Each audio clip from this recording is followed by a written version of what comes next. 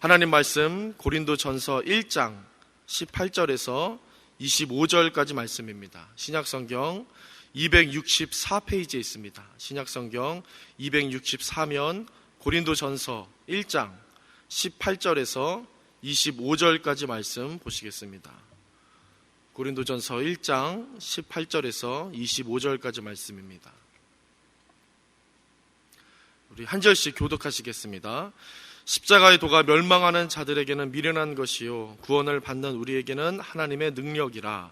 기록된 바 내가 지혜 있는 자들의 지혜를 멸하고 총명한 자들의 총명을 폐하리라 하였으니, 지혜 있는 자가 어디 있느냐, 선비가 어디 있느냐, 이 세대의 변론가가 어디 있느냐. 하나님께서 이 세상의 지혜를 미련하게 하신 것이 아니냐. 하나님의 지혜에 있어서는 이 세상이 자기 지혜로 하나님을 알지 못하므로 하나님께서 전도에 미련한 것으로 믿는 자들을 구원하시기를 기뻐하셨도다. 유대인은 표적을 구하고 헬라인은 지혜를 찾으나 우리는 십자가에 못 박힌 그리스도를 전하니 유대인에게는 거리끼는 것이요 이방인에게는 미련한 것이로되, 오직 부르심을 받은 자들에게는 유대인이나 헬라인이나 그리스도는 하나님의 능력이요 하나님의 지혜니라. 하나님의 어리석음이 사람보다 지혜롭고 하나님의 약하심이 사람보다 강하니라. 아멘. 오늘은 하나님을 아는 지식이라는 제목으로 고린도전서 말씀을 전하도록 하겠습니다.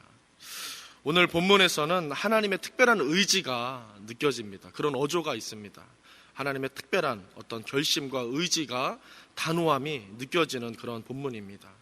19절 말씀을 다시 보시면은 19절입니다. 기록된 바 내가 지혜 있는 자들의 지혜를 멸하고 총명한 자들의 총명을 폐하리라.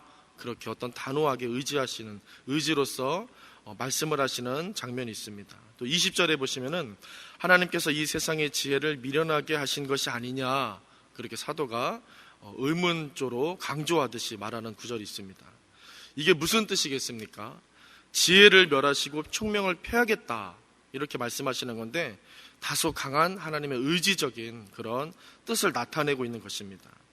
지혜나 총명은 좋은 것들인데 하나님은 이것들을 굳이 막으시고 누르신다, 이렇게 말씀하고 계시기 때문입니다. 그러니까 무언가 순리적이지 않은 일을 어떤 의도를 가지고서 고집스럽게 그렇게 의지로서 무언가를 뜻하신 바가 있어서 나타내고 계신 것입니다.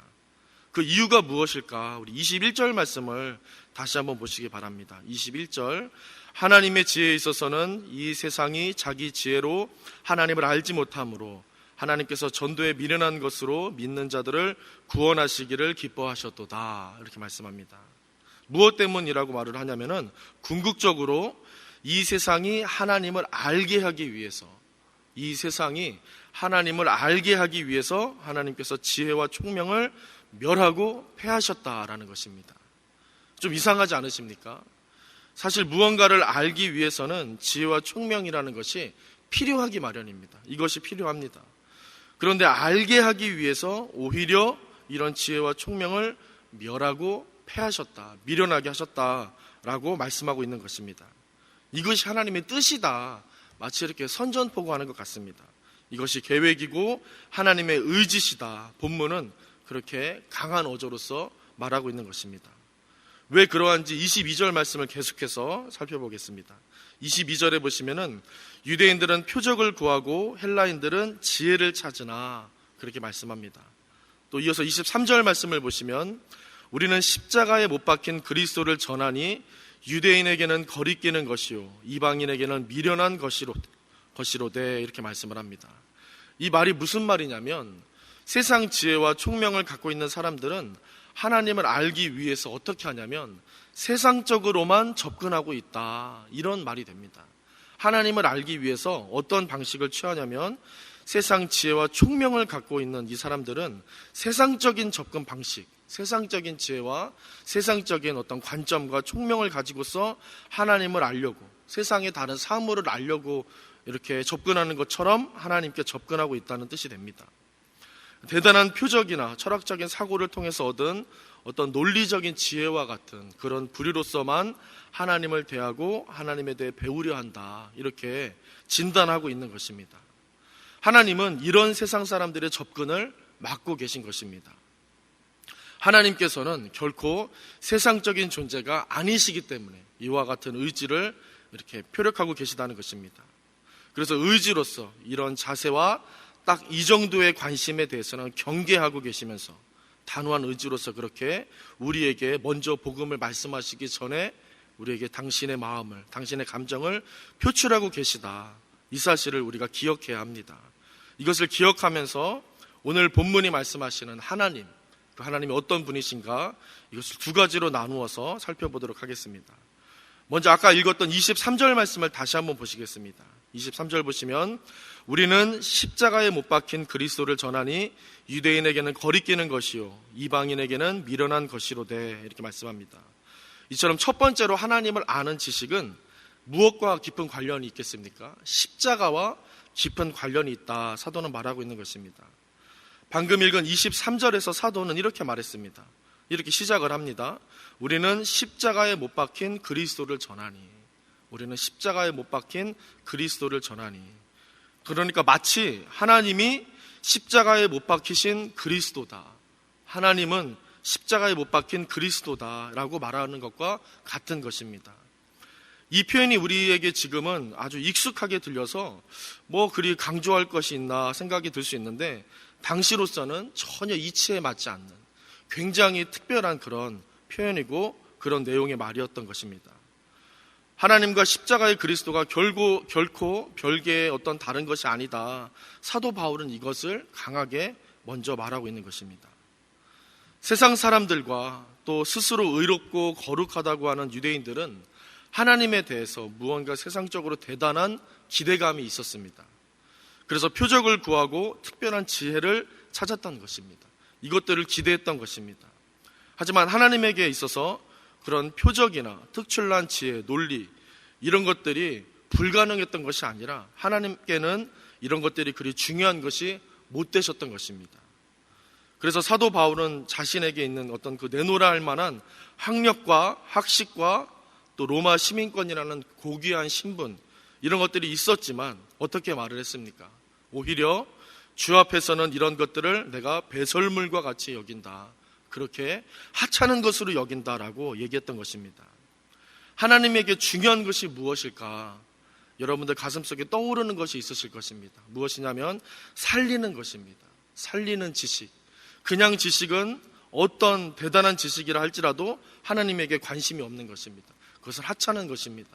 사람을, 그 생명을 살리는 지식, 그 살리는 능력이 하나님께는 소중하고 중요하고 관심거리가 있는 그런 지식이고 능력이라는 것입니다. 사실 세상에서도 보면은 우월하고 대단하기만 한 그런 사람들이나 권세가들은 뽐내고 자랑하고 과시하는 그런 힘은 있을지라도, 그런 힘은 있을지 몰라도 진짜 중요한 이런 살리고 일으키는, 회복하고 돕는 이런 능력들은, 이런 지혜들은 발휘하지 못할 때가 참 많이 있습니다. 이런 존재들은 오히려 이런 살리고 일으키는 이런 일들을 작은 일이라고 여기기도 하고 천한 일이라도 여기면서 무시하는 그런 경향을 나타내기도 합니다. 우리가 삶 속에서 이런 일들을 많이 겪게 됩니다.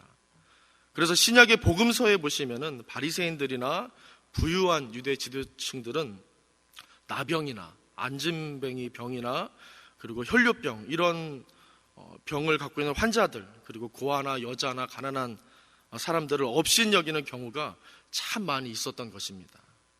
하지만 하나님은 신약에서 어떻게 우리에게 나타나십니까? 스스로 낮아지셔서 이 땅에 오신 그런 예수님으로서 더 강조되며 더 표현이 되십니다. 생명을 살리고 죄인을 용서하는 일에, 이 일을 위해서 관심과 마음을 쏟는 것 이상으로, 이런 것 이상으로 그 일에 대해서 자신을 던져 내어주시는 그런 눈먼 사랑의 하나님으로서 더욱 표현되고 계시다는 것입니다. 그렇게 십자가의 그리스도가 하나님이시라고 오늘 본문은 강조하면서 선포하고 있는 것입니다.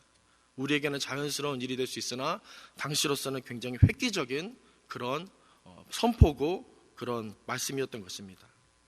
십자가를 빼놓고는 하나님을 알 수 없다고, 제대로 하나님을 만날 수 없는 거라고 사도 바울은 호소하고 있는 것입니다. 그래서 우리는 무엇보다 하나님에 대하여서 그리스도의 십자가를 알아야 할 줄로 믿습니다. 무엇보다 이 십자가에 관심을 갖는 것이 바로 복음을 아는 것이고 그것이 성도다라고 오늘 본문은 오늘을 살아가는 우리에게 다시 한번 강조하고 있는 것입니다. 저는 오늘 본문을 의지해서 저 자신과 우리 성도님들께 힘주어서 이렇게 말씀드리고 싶습니다. 십자가의 그리스도를 모르면 하나님을 전혀 모르는 것이 된다. 하나님을 어떤 일정 부분 모르는 것이 아니라 십자가를 모르면 하나님을 전혀 모르는 것이 된다라는 것입니다. 그래서 십자가 없이는 하나님의 능력도 없고 하나님의 참된 은혜도 불가능하다라는 것입니다. 그렇기 때문에 하나님은 이 십자가 지식을 위해 특별한 의지로서 세상이 구하는 기대를 누르시고 세상의 잣대와 이 기준과 총명을 폐하시려 했던 것입니다. 우리 대전중앙교회 모든 성도님들 이 십자가의 비밀, 이 복음의 능력을 오늘 하나님께 더욱 간구하면서 사모하면서 기도하시기를 바랍니다. 그 지식, 그 능력에 소망이 있고 생명이 있고 비전이 있음을 믿으시고 겸손히 주님을 알기 위해서 내 학식과 경험과 신분과 능력까지도 먼저는 내려놓을 수 있는, 그렇게 주 앞에 엎드리실 수 있는 하나님의 사람, 그런 그리스도인이 되시기를 주님의 이름으로 축원드립니다. 두 번째는 마지막 절인 25절 말씀입니다. 25절 말씀 우리 한 목소리로 함께 읽어보겠습니다. 25절입니다. 시작. 하나님의 어리석음이 사람보다 지혜롭고 하나님의 약하심이 사람보다 강하니라. 아멘. 하나님의 강하심과 크심을 표현하는데 저는 이보다 더 멋지고 아름다운 표현이 있을까라는 생각이 들 정도로 이 25절이 참 사랑스러웠습니다. 사실 하나님께는 어리석음이 있을 수 없습니다. 더욱이 하나님께 약하심이란 존재하지 않습니다. 그분은 세상보다 크시고 세상 만물을 지으신, 그리고 다스리시는, 그 정도로 강하고 지혜가 넘치시는, 우리가 하나님의 지혜가 어떠하다, 하나님의 크기와 하나님의 힘이 어떠하다라고 말할 수 없을 정도로, 측량할 수 없을 정도로 그분은 광대하시고 강하시고 지혜로운, 그런 절대적이고 전지전능한 분이 되십니다. 하지만 오늘 사도는 그분께 어리석음 그리고 약하심이라는 아주 독특한 표현을 쓰고 있습니다. 잘 아시겠지만 이것은 무엇이겠습니까? 강조법입니다.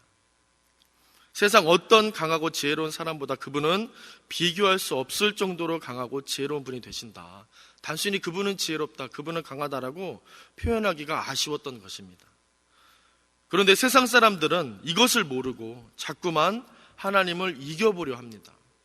그래서 자꾸 거슬러서 자기 뜻대로, 자기 힘으로 살려고 하고 하나님이 없는 것처럼 행동하는, 그래서 하나님을 부인하면서 그렇게 세상 학문과 우상과 물질을 숭배하며 사는 사람들이 아주 많이 있습니다. 그래서 하나님은 이들의 지혜를 누르시고 총명을 폐하신다고 하셨던 것입니다. 마치 진정한 지혜와 힘을 모르고는 지혜니 힘이니 내가 안다, 내가 갖고 있다라고 하면서 운운하고 자랑하는 자들에 대하여서 내가 너희들에게 참 지혜를 알려주겠다, 다시 알려주겠다, 내가 진짜 힘을 깨닫게 해주겠다라고 마치 선전포고 하듯이 그렇게 하나님이 말씀하시는 것처럼 오늘 본문은 느껴지는 것입니다. 세례 요한은 이렇게 말했었습니다. 그는 흥하여야 하겠고, 예수님 그분은 흥하여야 하겠고 나는 쇠하여야 하리라. 또 우리가 사랑하는 다윗은 이런 말을 했었습니다. 사울 왕의 딸 미갈 앞에서는 내가 항상 높임을 받겠지만 하나님 앞에서는 낮고 천해질 것이다. 그분을 그렇게 높이고 그분 앞에서 뛰놀 것이다. 그분 앞에서 어린아이처럼 될 것이다 라고 했었습니다. 하나님의 크심 앞에서 그 어떤 사람도, 그 어떤 권세도 자랑할 수 없고 뽐낼 수 없다고, 결코 높아질 수 없다고 증거하고 있는 것입니다.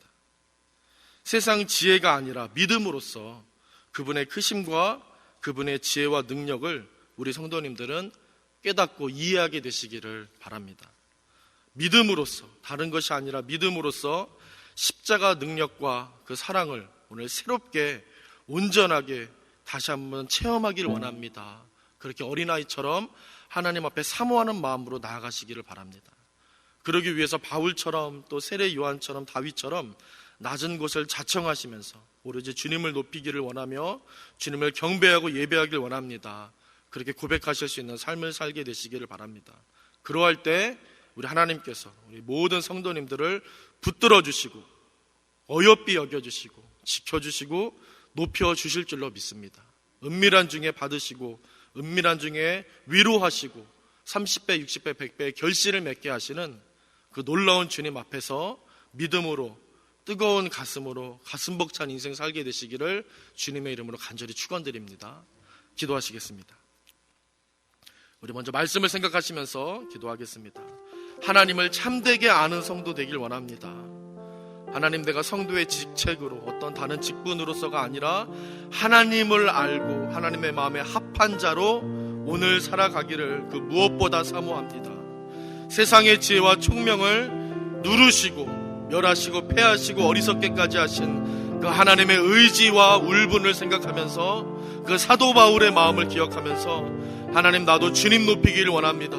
주님은 흥하여 져야 하겠고 라고 선언할 수 있는, 세상 속에서 자신감과 당당함으로 살지만 하나님 앞에서 어린아이처럼 엎드릴 줄 아는 그런 참된 지혜자로, 주님을 아는 자로 살기 원합니다. 그렇게 우리 말씀을 생각하면서 또 하나님 앞에서 우리 긍휼한 마음을 품고 코로나 때로 또 자연재해로 많은 비로소 우리 대전 지역과 많은 다른 지역들까지도 어려움을 겪고 있는데 하나님의 은혜로, 하나님을 아는 지혜로 편만하여 져서 하나님의 놀라운 위로와 함께하심이 있게 하여 주옵소서. 주님, 우리를 도와주옵소서. 우리 그렇게 또 간구하면서 주여 한번 외치고 기도하시겠습니다. 주여, 하나님 우리를 긍휼히 여겨주셔서